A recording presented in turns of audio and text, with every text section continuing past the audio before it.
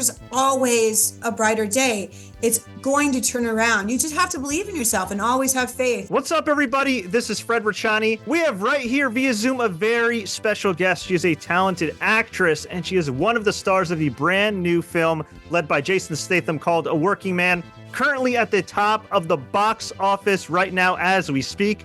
We were talking to Eve Mauro, who plays the badass Artemis, the only female villain in the film, but definitely one of the more awesome characters. Eve, thank you so much for the time. How's everything going? I'm good. How are you? Doing all right. Now, listen, you've been doing this acting thing for quite a long time. This is by far your biggest project yet. How's it been just kind of finally being on the other side, seeing the positive reception? It's really good. It's like, yeah, I've done 80 something movies and TV shows. I'm like, this is number one, like you said, in the box office. And all my friends could go and see it. Everyone's been hitting me up, telling me, oh, I loved you as a villain. You were really evil, really manipulative. And it feels good, you know?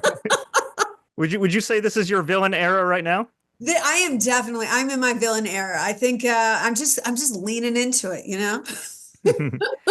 And there were definitely a few female characters in the film, but you're the only one that is a bad guy. So was there any pressure between that and working with the likes of Jason Statham, Sylvester Stallone, and the director David Ayer?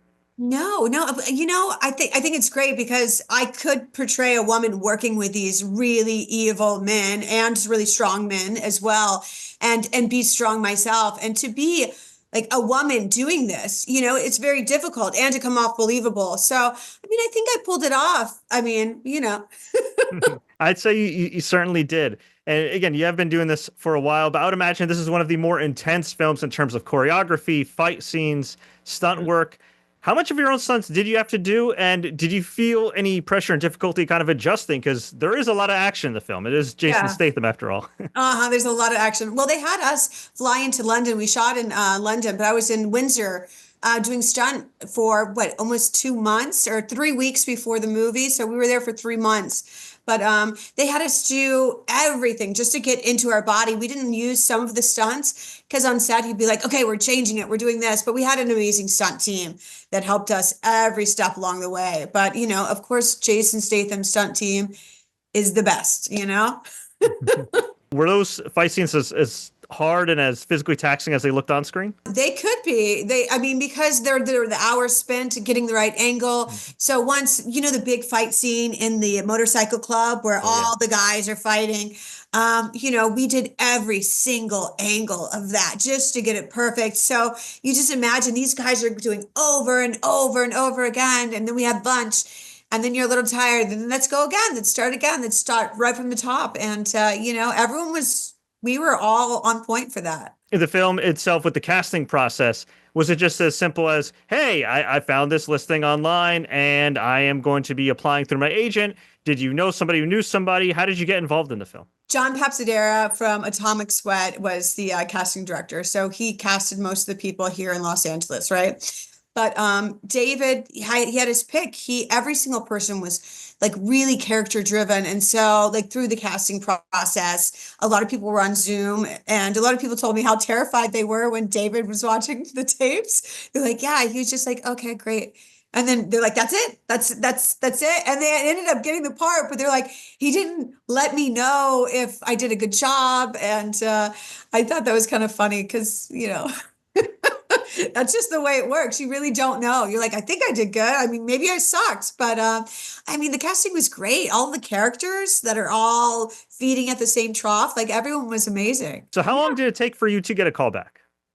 Well, we started talking about the role, I think in maybe January-ish, and then I got the part in February.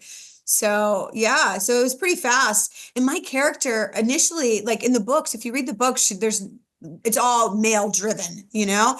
And so Stallone initially wrote it and then David tweaked it, right? And then they just developed this character that kind of fit perfectly for me, you know? But you've been doing this for quite a long time. A lot of people may watch this film and say, oh man, Eve's so awesome in this, you know, it's this new actress, but you've actually been doing this for over 2 decades. As you mentioned, you know, over 80 credits. But the funny thing is, you didn't get your start in a series. You didn't get your start in a film. You got your start in a little music video with a little artist by the name of Madonna. So can you just explain how you got involved there? And did that lead you to acting, or were you just kind of figuring things out in showbiz? I mean, I wanted to be an actress when I moved out here. I've been out in LA for 20 something years. And I auditioned for this music video for Madonna. And I remember I had something later that day, and I'd come in really early. I walk in there, and at the time, I don't know what I was wearing. I was wearing like shorts and like flip-flops or something, coming from Florida. And I'm supposed to play this French maid.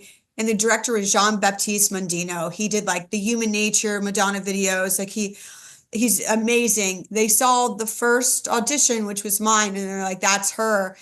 And they cast me for it. And it was the biggest job I had. I think I got paid a total around $5,000 for 2 days. And I was like, oh, I can get out of this or crappy apartment I'm in, you know? And, but yeah, I went there. She was so nice.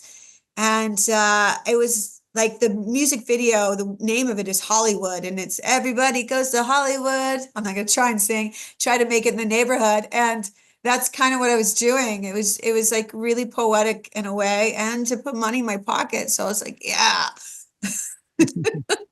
And obviously it worked out. And we were talking off the air that you come from a Russian and Sicilian background. So when you were growing up, was performing arts in your blood, or did it kind of find you? You have to act to, I guess, seeing my father's from Sicily. So, but seeing him tell stories and things of that nature. I didn't grow up with a theatrical background or anyone in my family. I think I have a uncle who sings opera for fun. But, I always wanted to act. I always wanted to tell a story and not really have the repercussions of being a part of that story, kind of like my character. Like I could traffic women, I could do this, I could, but also being able to live a free life and not go to prison for the rest of my life.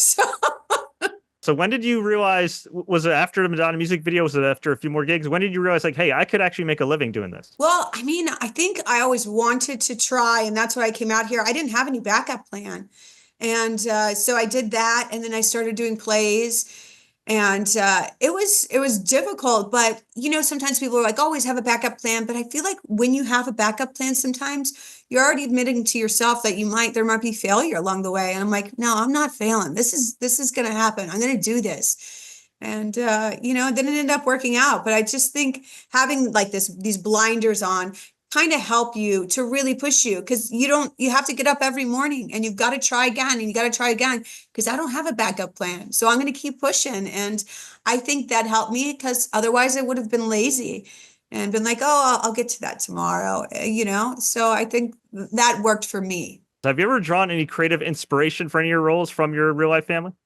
Oh, yeah. I mean, my father was a character. I was telling you before we went on air that he's from Sicily, and he had to become a chef or a shoe salesman to become an American citizen, became a chef. But then afterwards, he started owning nightclubs and strip clubs. And actually, he owned a strip club, a male review strip club that RuPaul used to work at before he was RuPaul in Atlanta. So, I mean, all of these things. And he's just, when he tells stories, he's so animated. And a lot of stuff you can't really tell on air ever.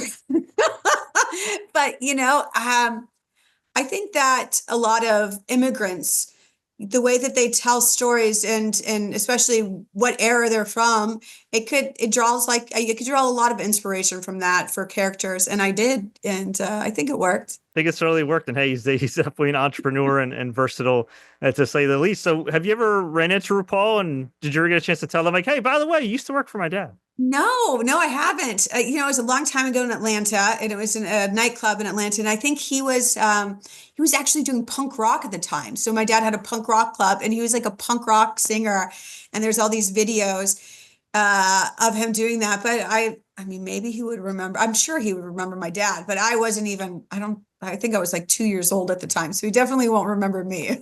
Wow. So dad, nightclubs, strip clubs, punk rock. What did your mom do? Well, my mom used to help him out with all those things. She was his right-hand man or woman, or, she was bartending, she was running things and, having some fun, I guess.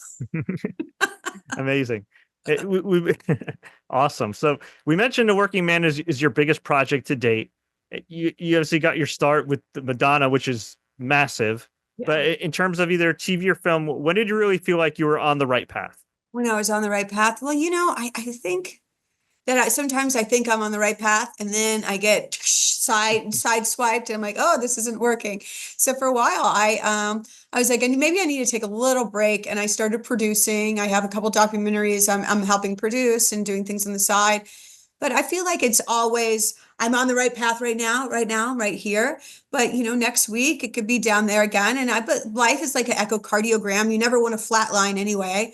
I think these down sloops help me get up here, and I enjoy like the ups and downs, so I don't really, and that's part of the hustle. I'm never going to be like, I'm on the right path, this is it. I'm going to be like, what's next, how do I keep myself afloat? Yeah, no, for sure. So go with the flow. Yeah. And of course, at the time we're recording this, SAG-AFTRA has been on strike from a video game perspective. You're trying to get workers' rights and AI protections, all that jazz, and we wish them the best. But they also very recently, over the last year, wrapped up another strike, which was like the main actor strike. So as a SAG-AFTRA member, how are you feeling post-strike now about kind of the future of acting and where you're at? Well, I'm glad that we all stuck together, and it was the longest strike. I'm right near Paramount, so every day you'd walk outside and you'd see all these people sticking together for something that we all deserve and we should fight for.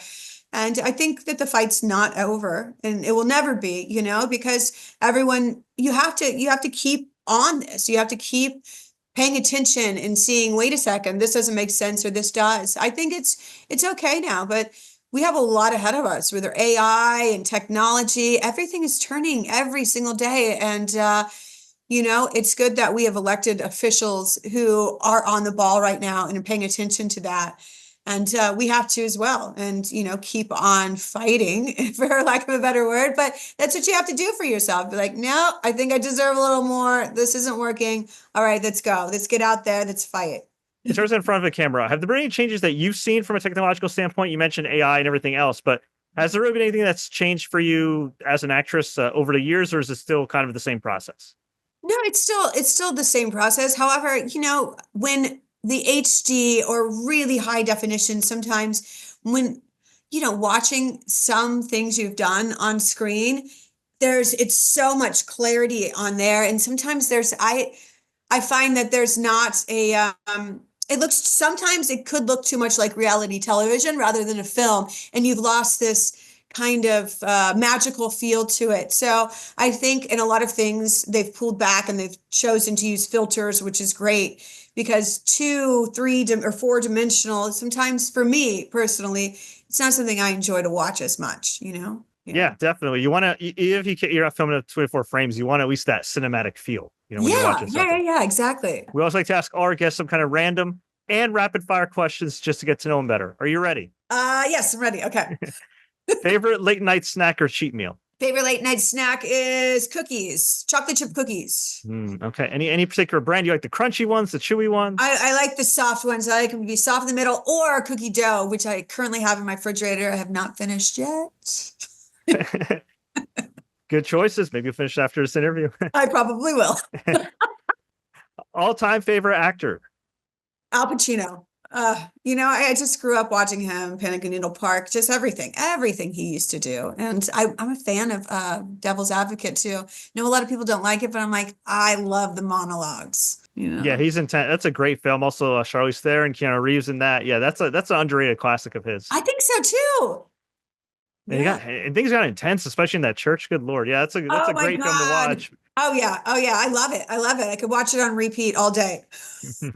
So would you say your favorite film is Devil's Advocate, or do you have another one you want to shout out? Devil's Advocate, or I really like Rosemary's Baby. Kind of along the same lines, which is creepy. I just put those two together. Ugh. No comparison with my personal life. Don't. Hey, both classics. Yes. In that same vein, favorite actress? Favorite actress? Oh, God. I mean, I'm a real big fan of Marlene Dietrich. So it's older movies. I mean, I just liked her because she was really feminine. She would smoke cigarettes, but masculine in a way. it was intriguing and alluring in other ways. So I really enjoyed that. It wasn't over the top. Well, kind of in old movie way, but not over the top and overtly sexual. Now, when you're not making films, when you're not acting, when you're not doing these badass fight scenes, what do you like to do for fun? I love traveling. Of course, everyone loves traveling. I like to go hiking, it's LA. And there's a nice cemetery. It's called Hollywood Forever, but they have like swans and ducks and cats everywhere and like a really nice pond. It sounds morbid, but people go there and picnic all the time and they have concerts there. It's a really beautiful spot. Favorite place you've traveled? Thailand. I just came back from Thailand in October. We were at a festival. It's called the Vegetarian Festival, but it's the Emperor of the Nine Gods. And what they do is to show their devotion to their deity, they'll put swords through their mouth and guns and walk on fire. And if you are devoted to your deity, I guess you don't really feel that pain. But just to see this and all this intensity, and then people are throwing firecrackers, we're walking through the streets. It was so intense and so much fun. And that's in Phuket, Thailand. Sounds like an amazing experience and a bit of a culture shock, but also it's great that you're traveling and exposing yourself to these different things because as an actor, right, it's all about the experiences and what you can provide to that character, right? Yeah, yeah. And who wants to go travel and go to a sandals or a resort? Like go immerse yourself in the culture, feel what it's like to be these other people and, take a part of that back with you. Now we talked about all the projects you've done, probably in total, almost 100 projects at this point in your decorated career. Is there anything on your filmography that you feel like is underrated that you'd love people to check out? This TV show, it was produced by 50 Cent. It was called Crackle. It was on Crackle called The Oath. And it was about cop gangs in LA. And there's Sean Bean's in there, Katrina Law, a lot of different, I can't think of all the actors because every single person is talented. And it's about these corrupt cop gangs who work with drug dealers. And it's based on true events. And Joe Halpin was a showrunner and it's based on some of his stories because he was an ex-cop from LA. And like some of the stories are crazy. So my character is Winters, but it was originally a man and they rewrote it to be a woman, because that's what they do for me. My roles are usually meant to be men. And then they're like, let's rewrite this for Eve. Hey, that's cool. So what does that mean for you to do that? Because we've seen in years past and all facets of the entertainment industry is kind of very rigid, very one way. I guess it's an encouraging sign to see like, hey, you know what? This role is originally for a man. We wrote it for you because we liked you so much and think you could do great. Yeah, I think that's great. And I think it's good to be able to say, hey, like women, to see women could be strong in the same way men could be. Women can have a voice too in that way, in film and off film.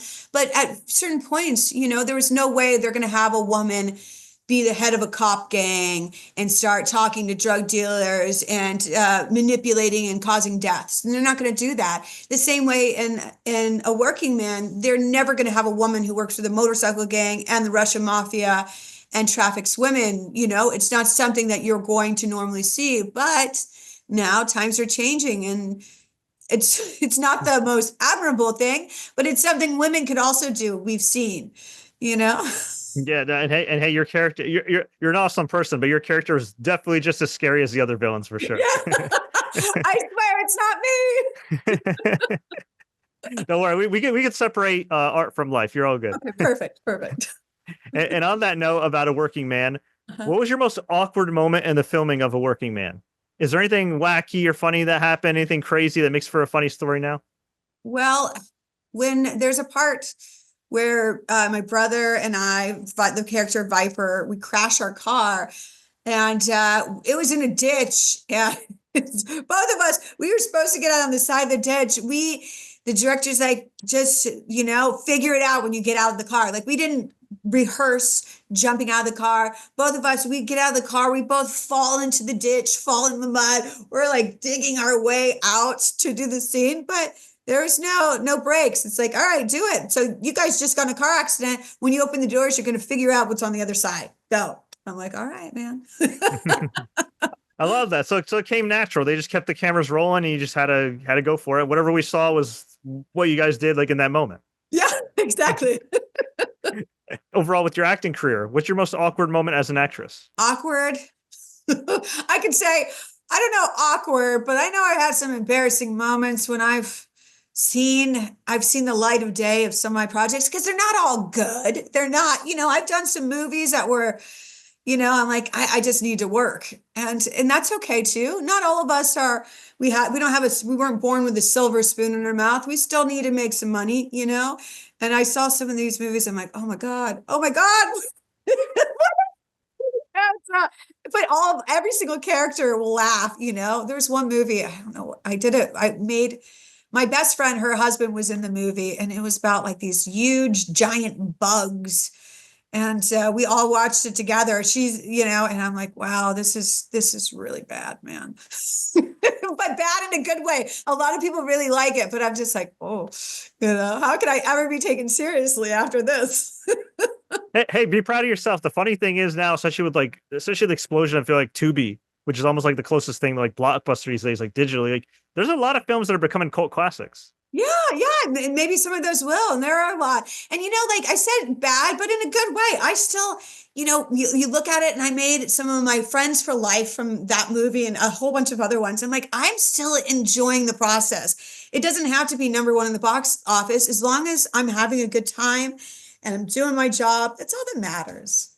Definitely. And I imagine as an actress, you've learned from each experience and further leveled up with each project. Yeah, of course. I think you have to with everything in life. If you don't learn, it's just going to keep repeating itself. So I'm like, let me learn this time. Let me get it out of the way. No. What's your best piece of advice for success? To never give up on yourself, to never give up on yourself. And, you have bad days, but sometimes you think, oh, I'm not good. I had a really bad audition, or this job interview, I just blew it. We're all human. We all have these days where it's not so good, or weeks or months, but there's always a brighter day. It's going to turn around. You just have to believe in yourself and always have faith. And, sometimes I didn't. And then all of a sudden, then I'm like, oh, I'm going to start doing this again. I do believe. And then it just came. And I just think to keep having that faith and that belief in yourself, and it goes further than you'd ever realize, Fantastic advice. I love that, Eve. We thank you so much for your time. Before we let you go, we're going to get you out here on another high note. For people that haven't already been convinced, why should people watch A Working Man? They should watch A Working Man, because if not, I'm going to turn into my character from the movie and I'm going to find them. That's I don't but that's my reason. But no, it's a great movie. It's action packed. It put Sleeping Beauty to sleep, or Snow White. Sorry, the Snow White movie to sleep, they say, but in the box office. But it's a Jason Statham movie. David Ayer, Stallone. It kind of has all the best three elements in it, and I'm just so proud to be a part of this project. And I know that everyone really killed it, and the audience is really liking it. It got 90% on Rotten Tomatoes the other day. So I'm like, come on, can't be that bad, huh?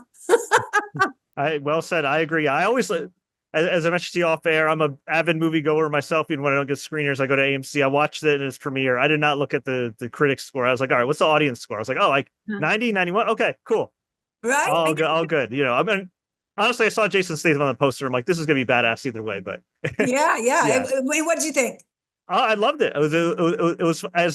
It was as fun as a movie about sex trafficking can be, because no spoilers, but the bad guys tend to get their comeuppance in Jason Statham films, which is nice. And so the choreography was great, really talented cast, obviously including yourself. And I like the way the scenes were shot too, like the lighting and everything. It was very kind of dark and dreary, but intense. And overall just a great package. The last time I watched Statham was in I think The Beekeeper. That was also director. Yeah. Oh, yeah. Same director. Sorry, David Ayer. And so, definitely did disappoint. If you like The Beekeeper, I think you'll like A Working Man. And no, I'm not paid to say this. I just like watching movies, and Eve was awesome in it. So Eve, thank you so much for the time. Where can fans find you online? Well, I am on Instagram and Instagram only. My handle is Eve_Mauro, EVE_MAURO. If you're allowed to talk about them, are there any upcoming projects that we should check out? Yes, well, I'm working with Dominic Purcell, who's in Prison Break. We just wrapped a movie. It's going to be called Pendulum. First time director. And it's going to be really intense. It's a psychological thriller. We just finished. Nothing's really come out about it yet, but keep an eye out because it is going to be very cool. One more bonus question. Bonus. Is there anything you wish I asked you in this interview? Anything you wished?